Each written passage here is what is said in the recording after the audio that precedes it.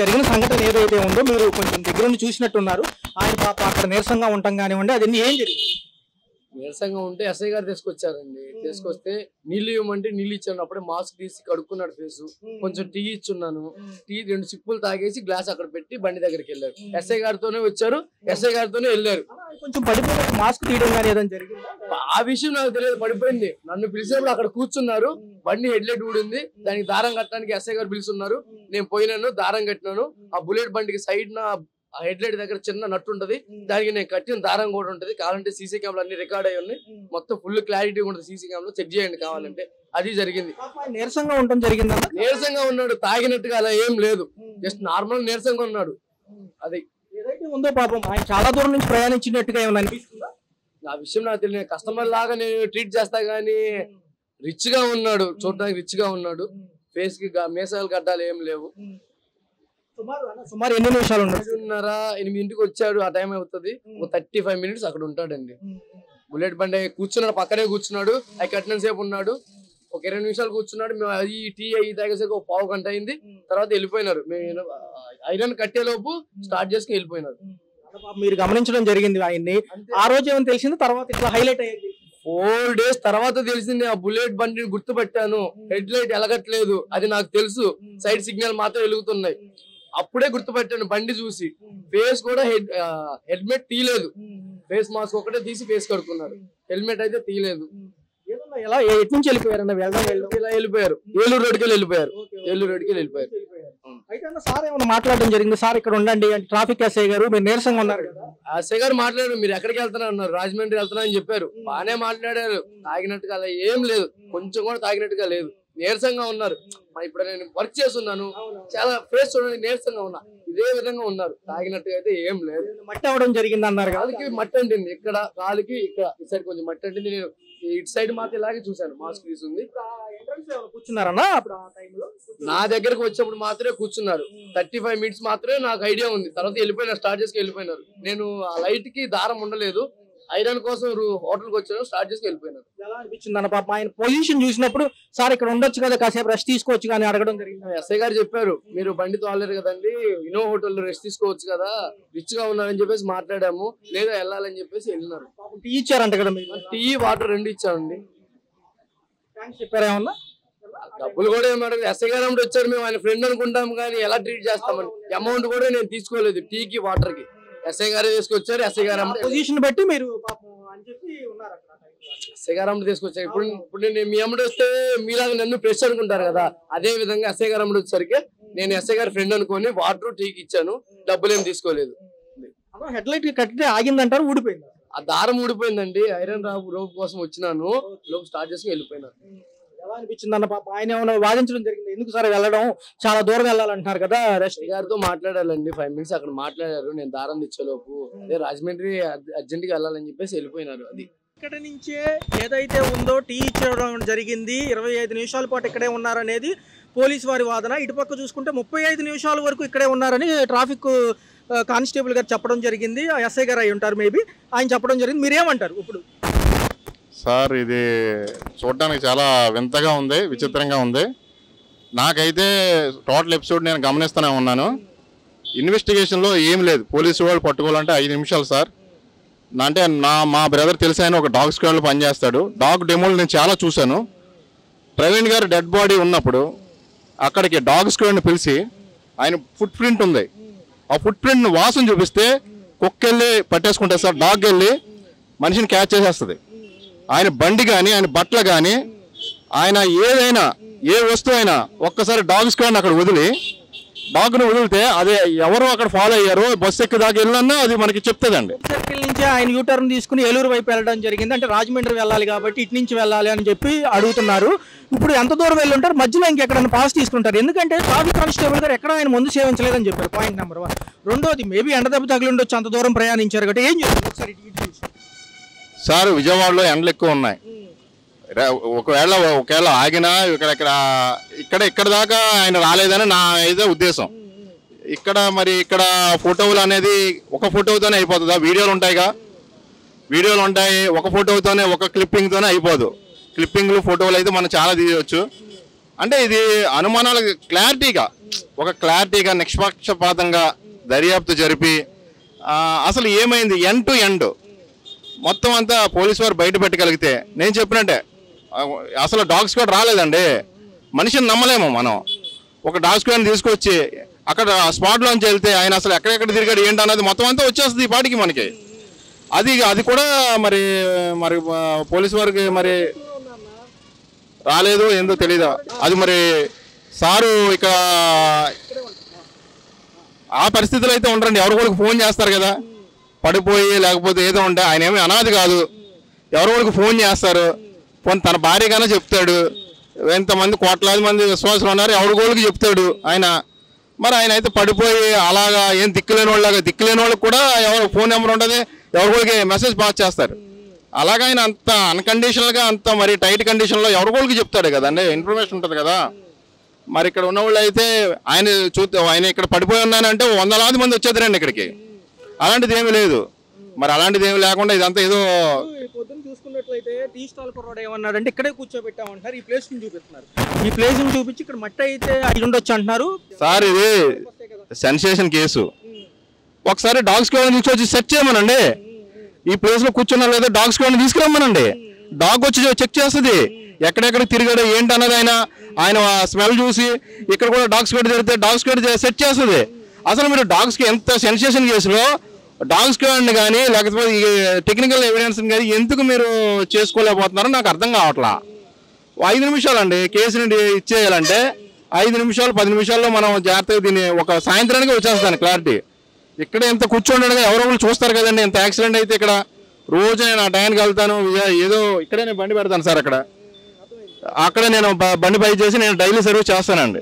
కానీ మరి ఇక్కడ అలాంటి సన్నివేశం ఏం జరిగినట్టు నాకు కనిపించలేదు. ఈ పాయింట్ కి సంబంధించి ఇక్కడే ప్రవీణ్ పగడాల గారు కూర్చున్నట్టుగా ఇప్పుడు ఈ లొకేషన్ అనేది మనకి టీవీలో హైలైట్ చేస్తున్నారు, సోషల్ మీడియాలో కూడా ఇవే హైలైట్ అవుతుంది.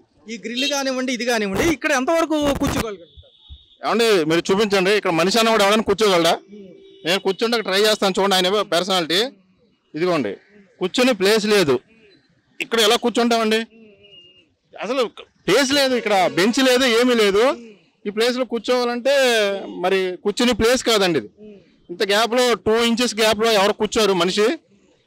ఒక 2 ఇంచెస్ ఉందండి. 2 ఇంచెస్ గ్యాప్లో మనిషి కూర్చోవాలంటే అది హైలీ ఇంపాసిబుల్.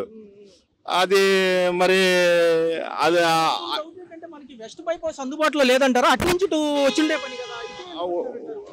వెస్ట్ బైపాస్ అందులో హైదరాబాద్ నుంచి వచ్చిన మ్యాక్సిమం 99% అటు వచ్చేస్తున్నారండి. ఏదైనా లోకల్లో ఏదైనా వర్క్ ఉంటే మాత్రమే విజయవాడ వస్తున్నారండి. అదంతా క్లియర్గా ఉంది సార్. అది నెంబర్ 1గా ఉంది రోడ్ అంతా. ఏదో ఒక చోట మామూలుగా ఒక 100 మీటర్ 50 మీటర్స్ ఎంతో కొంచెం ఉంది. అది పెద్ద లెక్క కాదండి. దీని మీద అదే సేఫెస్ట్ జర్నీ అండి. ఈ వచ్చేటప్పటికి ఇక్కడ కూర్చున్నారంటే ఇది వెస్ట్ ఈస్ట్ చూపిస్తున్నాయి సార్. ఈ వెస్ట్ ఈస్ట్లో ఉన్నది కానీ ఈ కార్నర్ కవర్ చేయట్లేదండి. ఈ కార్నర్లో ఏ కెమెరా కవర్ చేయట్లేదు. మేబీ ఆ కెమెరాలు కూడా అటు సైడ్ ఉన్న కెమెరాలు కూడా ఈ ప్లేస్ని కవర్ చేయట్లేదు. ఈ ప్లేస్ని కవర్ చేయట్లేదు. మరి ఇది ఎందుకో మరి నాకు ఈ ప్లేస్ అనేది కొంచెం ఈ టీ స్టాల్ కుర్రోడ్ చెప్పినట్టుగా కానివ్వండి, ఇప్పుడు ట్రాఫిక్ ఎస్ఐ గారు చెప్పినట్టుగా కానివ్వండి, ఆయన ఉంది మ్యాక్సిమం 35 మినిట్స్. ఆయన 20 మినిట్స్ చూశారంటున్నాడు. తర్వాత ఏదైతే ఇనప చూప తీసుకొచ్చి పైన బుల్లెట్కి హెడ్ లైట్ కట్టే లోపల వెళ్ళిపోయారంటున్నారు. తర్వాత ఎక్కడికి వెళ్ళి ఉంటారు? ఇదే డైరెక్షన్ ఏమో సార్, అదైతే మనం చెప్పలేము కదా. వాళ్ళు ఇది ఏదైనా పోలీస్ కేసు ఒకటికి వచ్చి ఇన్వెస్టిగేషన్ చేసి ఏదైనా కొంచెం డాగ్ స్క్వాడ్ తీసుకొస్తే మన అనుమానాలన్నీ పోలీసు వారు చేయగలరు. పోలీసు వారికి అది ఉందండి సార్. పోలీసు వారు ఇప్పటికే చేస్తున్నారు. ఇంకా మరి ఆయన వాళ్ళు చేయగలరండి. చేసి దీన్ని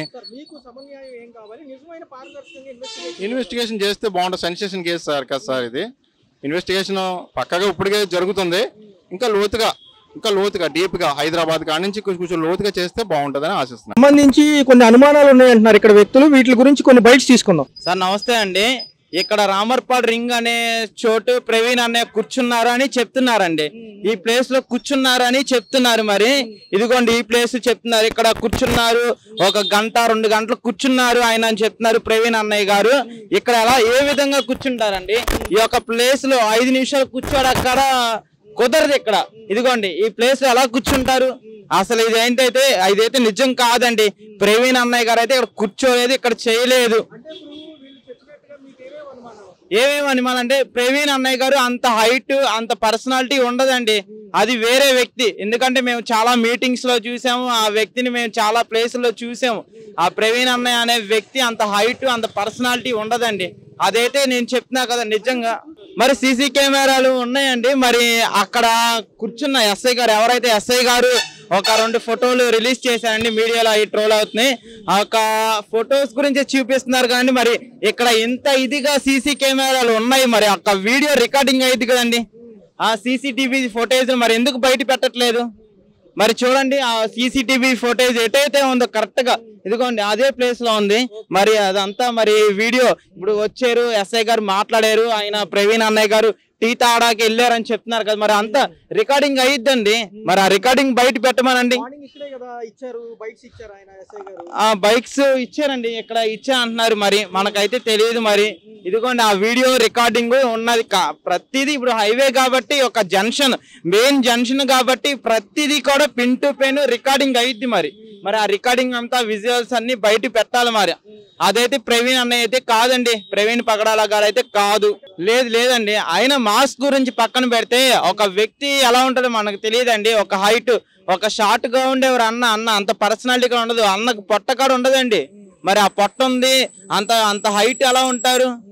మా నిజాలు ఏంటండి ఇదైతే అసలే యాక్సిడెంట్ అయితే కాదండి, ఎవరు ఉండరండి ఇక్కడ. ఎర్లీ మార్నింగ్ నేను విజయవాడలోనే ఉంటాను.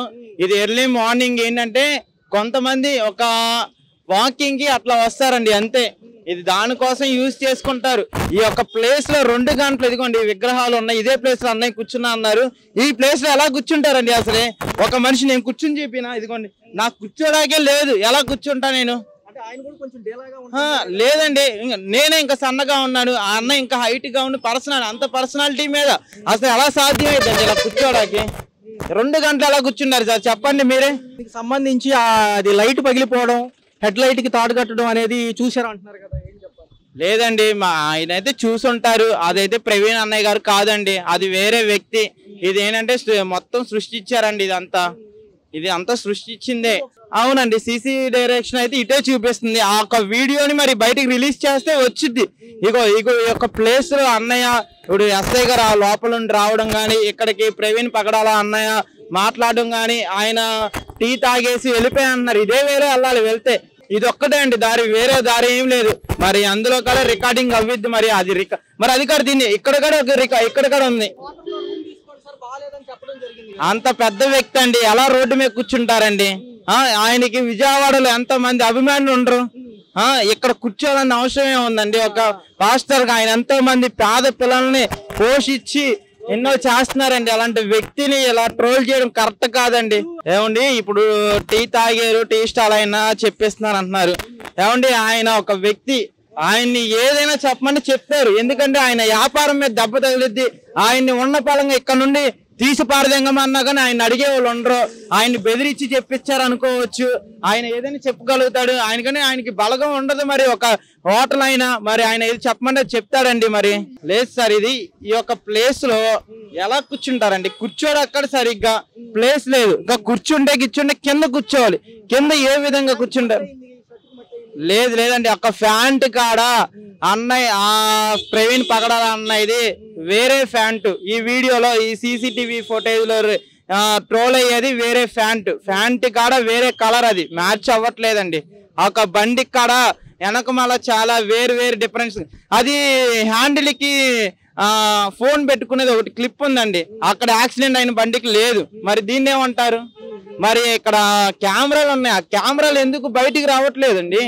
కెమెరాలు బయటికి రావాలి కదా. ఆ ఒక్క ఫోటో ఎవరైతే ఎస్ఐ గారు ఉన్నారో ఆ ఎస్ఐ గారు మరి ఆ వీడియో ఆ ఫొటోస్ తీసారు, ఆ ఫొటోస్ ఒకటే వస్తున్నాయి. మరి ఇంత పెద్ద హైవేలో ప్రతిదీ పిన్ టు పిన్ కూడా మరి రికార్డింగ్ అవడం జరిగింది. మరి ఒక రికార్డింగ్ ఎందుకు బయటికి రావట్లేదు? అయితే ఈ అనుమానాలకు సంబంధించి ఎన్నో విషయాలు ఉంటున్నాయి, మరి తేటతెల్లం అవ్వలేదు. ఇప్పుడు ఈ పార్కుకు సంబంధించి ఏవైతే మనం చూస్తున్నామో ఇది కంప్లీట్ గా అవాస్తవం అంటున్నారు. బయట అక్కడ ఫెన్సింగ్ దగ్గర కూర్చున్న విజువల్స్ ఏమంటారు? ఏమండి అది ఏంటంటే అప్పటికప్పుడు ఒక 2 ఫోటోలు తీసుకోవడానికి మాత్రం అలా కూర్చున్నారు. ఇప్పుడు ఫోటోలు తీసేవారు ఏంటంటే ఒక బైక్ ఇప్పుడు ఏంటంటే హెల్మెట్ లేకపోతుంటేనే ఒక చిన్న డ్యామేజ్ చిన్న ఇదైనా గానీ ఒక బైక్ నెంబర్ పడేటట్టు పక్కన కూర్చోబెట్టి ఒక ఫోటో తీయడం జరిగిద్ది. లేదండి అక్కడ తీయడం ఇదంతా సృష్టించారండి, ఇది కావాలని. ఇది వేరే వేరే వ్యక్తులు కలిసి ఆ వ్యక్తి ప్లేస్ లో ప్రవీణ్ ఎవరైతే ప్రవీణ్ పగడాల అన్నయ్య ఉన్నారో ఆ అన్నయ్య ప్లేస్ లో వేరే వాళ్ళు వచ్చి సృష్టించారు. ఇదంతా ఒక సినిమా స్టోరీ లాగా అల్లుతున్నారండి. ఇది సినిమా స్టోరీ కాదు, రియల్ స్టోరీ అని మనుషులకు అర్థం కావట్లేదు. నిజం అనేది ఎప్పుడు కూడా బయట ఉండదండి, దాగి ఉండదు. ఏదో రోజు బయట పడిద్ది. ఆ రోజు ఎవరైతే బాధ్యతలు ఉన్నారో అందరూ బాధపడాల్సి వచ్చింది.